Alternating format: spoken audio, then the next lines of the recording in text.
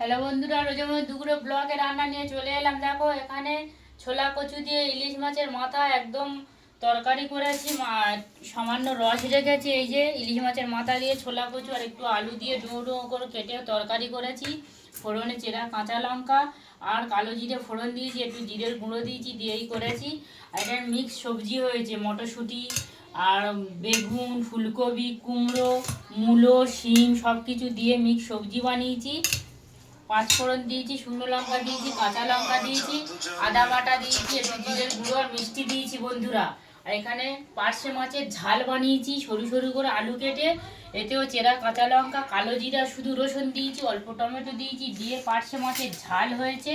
এই যে পার্শে মাছের আলু সরু সরু আলু দিয়ে একদম রসা রসা ঝাল মতন করেছি বন্ধুরা। তো দুপুরে ব্লগটা এখানে শেষ করছি। ভালো লাগলে লাইক কমেন্ট করো, পাশে থেকো। ব্লগটা শেষ করছি।